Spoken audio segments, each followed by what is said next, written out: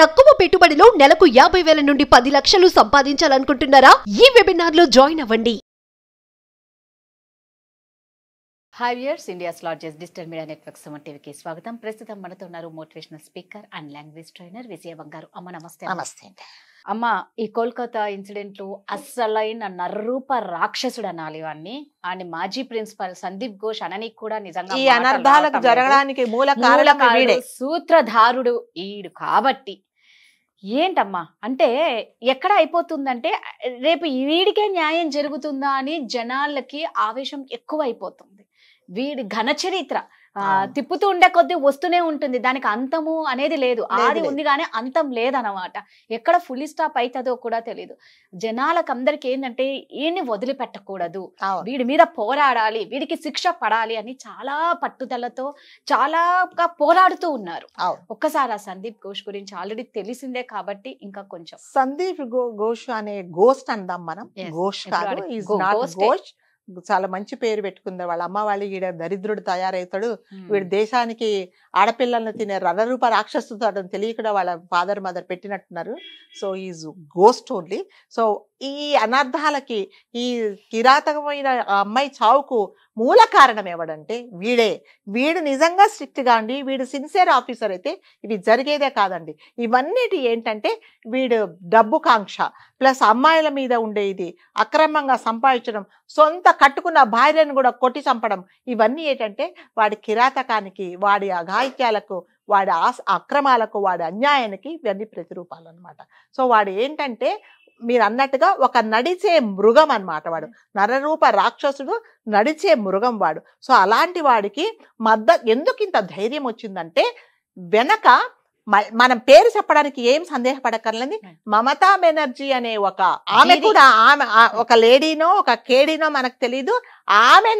ఆమె సపోర్ట్ చూసుకొని ఇతను ఇవన్నీ చేశాడు. లేకపోతే మామూలు ఒక ఆఫీసరు, ఒక డాక్టరు, ఒక ప్రిన్సిపల్ కు అంత ధైర్యం ఎక్కడికి నుంచి రాదండి. ఎందుకు ధైర్యం వచ్చిందంటే ఆమె సపోర్ట్ చేసింది. ఆమె ఎందుకు సపోర్ట్ చేసిందంటే ఇతను చేసే ప్రతి ఒక్క అక్రమాలలో ఆవిడకు కూడా భాగం ఉంటుంది, అందుకనే ఆవిడ సపోర్ట్ చేసింది. సో ఎంత సపోర్ట్ చేసిందంటే అండి, ఒక చిన్న క్లిప్పింగ్ లో ఎలాగంటే అతను ఏం చెప్పాడంటే, సిబిఐ వాళ్ళు ఇతన్ని అడిగారు, మీరు సంఘటన జరిగిన రోజే రినోవేషన్ ఎందుకు చేశారు అంటే అతనికి సమాధానం లేదు. కాకపోతే మొన్న ఎక్కడ బయటపడిందంటే అక్కడి నుంచి ఇతనే ఆర్డర్స్ ఇచ్చాడు అందరికీ. ఏమని? ఆ రోజే జరిగిన రోజే మీరందరూ ఈ టాయిలెట్స్ ఇక్కడ సరిగ్గా పనిచేయటం లేదు, మీరందరూ ఈ రినోవేషన్ చేయమని అతను స్వహస్తాలతో సంతకం చేసిన ఆర్డర్స్ ఉన్నాయి. యాజ్ పర్ హిస్ ఆర్డర్స్ వీళ్ళు రినోవేషన్ చేశారు. ఇది కరెక్ట్ గా జరిగిన రోజే చేశాడు. అతను ఆగస్టు 9th రోజే చేశాడు. ప్లస్ అతను ఏమన్నాడంటే అది జరిగిన రోజు ఇది అంటే నేను రిజైన్ చేస్తున్నాను, ఈ చనిపోయిన అమ్మాయి నా కూతురు లాంటిది, నాకు చాలా బాధగా ఉంది అని రిజైన్ చేశాడు. వాడికి ఆల్రెడీ తెలుసు, నువ్వు ఇలాంటి స్టేట్మెంట్ ఇవ్వు, నువ్వు రిజైన్ చెయ్యి, నీకోసం వెనక సీటు చక్కగా రెడీ చేసి ఉంచామని ఆల్రెడీ అతనికి తెలుసు. సో అసలు అంత నరరూప రాక్షసుడు మా అమ్మాయి అని చెప్పడానికి అసలు అదంతా యాక్షన్ అని అందరికి తెలిసింది అనమాట. సో వీడు ఇలా చేస్తే ఏమైందంటే అసలు యాక్చువల్గా ఒక లెటరు మమతా బెనర్జీ అనే సీఎం 15th ఆగస్ట్ రోజు ప్యారెడ్ జరుగుతుంది కాబట్టి ఇక్కడ మెడికల్ అండ్ హెల్త్ మినిస్టర్గా ఆవిడ ఒక ఆర్డర్స్ ఇచ్చారు. అంటే ఇక్కడ ఉండే డాక్టర్స్ ఎవరున్నారో ఒక 2 ముగ్గురునో తను ఏం చేశారంటే ఆగస్ట్ 8th రోజు మీరు పలారు చోట జెండా వందనానికి సంబంధించిన ఒక సెమినార్ ఉంది, అక్కడ అటెండ్ కమ్మని ఆవిడ ఆర్డర్స్ ఇచ్చారు. కాకపోతే ఏమైందంటే ఈ 8th తీరా చూస్తే యాక్చువల్గా వాళ్ళు ఎక్కడ ఉండాలంటే యాజ్ పర్ దేర్ ఆర్డర్స్ ఎక్కడైతే ఈమె ఆర్డర్స్ ఇచ్చేదో అక్కడ ఉండాలి. కానీ మనకు క్లిప్పింగ్స్ లో ఎవరి పేర్లు అయితే మెన్షన్ చేశారో వాళ్ళందరి క్లిప్పింగ్స్ లో ఆ సంఘటన జరిగిన రోజు అక్కడ ఉండాలి. తెలిసిందా? అంటే దీన్ని బట్టి ఆవిడ నాకేమీ సంబంధం లేదు అని చెప్పడానికి వీలే లేదండి. అది తర్వాత ఆమె రియలైజ్ అయ్యి ఆ ఆర్డర్స్ మళ్ళీ రీరైట్ చేసి రీటైప్ చేయించి ఇన్స్టెడ్ ఆఫ్ 8th 6th అని డేట్ వేశారు ఆవిడ. సో దీనికంటే ఇక నిదర్శనం ఏమీ లేదండి. ఈమె ఇన్వాల్వ్మెంట్ ఉంది లేదా అనడానికి ఇదే సాక్ష్యం అనమాట.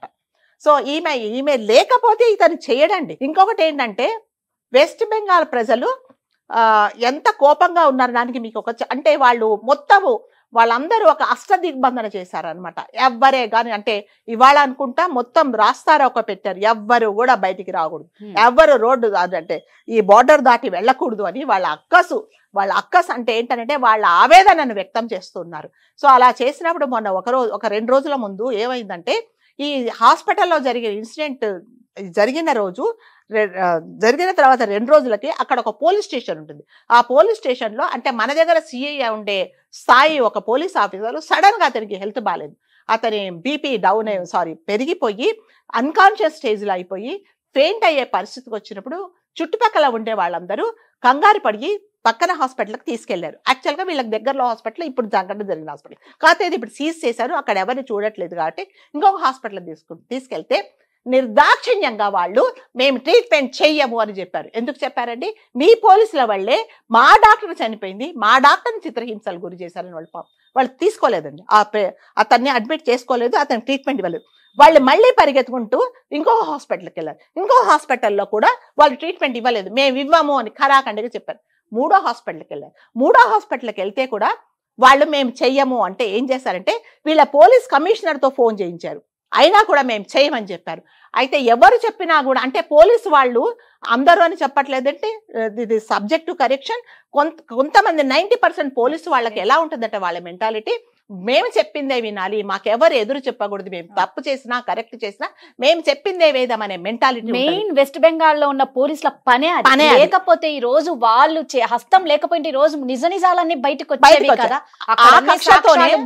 ఆ కోపంతోనే డాక్టర్స్ మేము ట్రీట్మెంట్ చేయము అన్నారు. ఇంకొక హాస్పిటల్కి వెళ్తే వాళ్ళు ఏం చేశారంటే ఇదే ఆ లోపు ఏమైంది, ఇతను ఎవరైతే ఇన్స్పెక్టర్ ఉన్నాడో అతను అప్పటికే 2 సార్లు మళ్ళీ ఫెయింట్ అయిపోయాడు, వామిటింగ్స్ చేసుకున్నాడు, ఇంకా చనిపోతాడేమో అనుకున్న కంగారులో ఈ పోలీసు వాళ్ళు ఇంకొక హాస్పిటల్కి వెళ్తే వాళ్ళు ఏం చెప్పారంటే మేము చెయ్యము అంటే వీళ్ళు హాస్పిటల్ స్టాఫ్ మీద వీళ్ళందరూ తిరగబడ్డారు. పోలీసు వాళ్ళందరూ ఎందుకు ట్రీట్మెంట్ చెయ్యరు అని చెప్పేసి పోలీస్ కమిషనర్తో ఫోన్ చేయించినా కూడా మేము చెయ్యము, మీరేం చేస్తారో చేసుకోండి అంటే వాళ్ళు ఎవరిని సఫర్ చేశారు? పోలీసు వాళ్ళు. అలాగే మీరో నేనో ఒక సామాన్య ప్రజలు పోతే వాళ్ళు చేయట్లేదండి.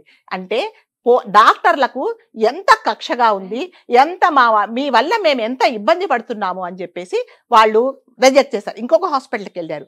అంటే దాదాపు 4 గంటల సేపు ఇతను తీసుకొని తిరుగుతూనే ఉన్నారు. ఇంకొక హాస్పిటల్కి వెళ్తే వాళ్ళు ఏం చేశారంటే సరే ఎందుకు అంటే వాళ్ళకి ఇన్ఫర్మేషన్ వచ్చేస్తుందండి, మా హాస్పిటల్కి వచ్చారు మేము చూడలేదని. వాళ్ళు ఏం చేశారంటే తీసుకెళ్లి అదే ఐసీయూలో పడుకోబెట్టి అతన్ని ట్రీట్మెంట్ ఇవ్వలేదు, మందులు ఇవ్వలేదు, కానీ ఇచ్చినట్టుగా హడావుడి చేశారు. డాక్టర్లు అటు తిరిగి ఇటు తిరిగి సినిమాలలో చూపిస్తారు కదా అలా చేశారు. ట్రీట్మెంట్ ఇవ్వలేదు. ఇవ్వకపోగా ఒక 2 గంటల సేపు ఉన్న తర్వాత ఏం పర్లేదు ఇదిగో మామూలు మందులు వాడండి అని పంపించేశారు. అయినా కూడా అతను సీరియస్ గానే ఉన్నాడండి. లాస్ట్కి ఏం చేశారంటే ఇది కాదు, వీళ్ళు డైజెస్ట్ చేసుకోలేకపోతున్నారు పోలీసు వాళ్ళు, ఇదేంటి మాకింత ఎదురు తిరుగుతున్నారని చెప్పేసి ఒక చిన్న నర్సింగ్ హోమ్కి వెళ్ళి అతనికి ట్రీట్మెంట్ చేయించారు. అంటే లక్కీగా బతికాడు. అంటే ఒక మనిషిగా మన మానవత్వం చూపిస్తామండి, కానీ మేము చూపించే మానవత్వం పోలీసు వాళ్ళు మీరు చూపించుంటే చనిపోయిన తల్లిదండ్రుల మీద చూపించలేదు. వాళ్ళ నిర్దాక్షిణ్యంగా లోపలికి తల్లి కాళ్ళు పట్టుకొని ఏడుస్తే కూడా మీరు కూతురు చూడడానికి మీరు అలౌ చేయలేదు. మరి మాకు కూడా కడుపు మండుతుంది కదా, ఆ కడుపు మండతోనే ట్రీట్మెంట్ వాళ్ళు రిజెక్ట్ చేశారు. లాస్ట్కి అతనైతే హీస్ సేఫ్ అండి. దీన్ని బట్టి ఏం తెలుస్తుందంటే వెస్ట్ బెంగాల్లో ప్రజలు ఎంత కోపంతో రగిలిపోతున్నారు అనేది తెలుస్తుంది. కాబట్టి ఈ పోరాటం అనేది నిజంగా ఈ డిఎన్ఏ టెస్ట్ లో వీడొక్కడే ఉన్నాడు అంటే అది కూడా ఫేకే. అతనితో పాటు ఇంకా 5-6 మంది ఉన్నారు, వాళ్ళు కూడా బయటికి రావాలి.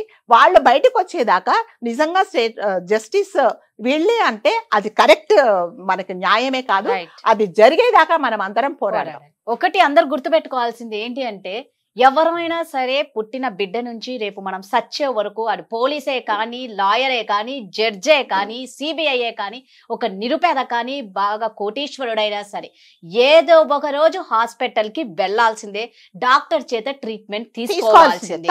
మీ పోలీస్ స్టేషన్ కో ఇంకెక్కడికో రోజు రావాల్సిన అవసరం ప్రతి వాళ్ళకి ఉండదండి. బట్ డాక్టర్ అవసరం ప్రతి ఒక్క మనిషిగా పుట్టిన ప్రతి మనిషిగానే కాదు, జన్మ ఎత్తిన పశువులకు, కుక్కలకు, మనుషులకు అందరికి ఏదో ఒక టైంలో హాస్పిటల్ కి వెళ్ళక తప్పదు. డాక్టర్ అనేది చాలా అవసరం. దయచేసి డాక్టర్ అమ్మకి న్యాయం చేయాలని అందరం పోరాడుదాం. ఈ రోజు ఈ పోలీస్ ని ఒక్కరు కూడా పట్టించుకోలేదు ఇన్ని హాస్పిటల్స్ కైనా అంటే ఒక చిన్న లాజిక్ అర్థం చేసుకోండి.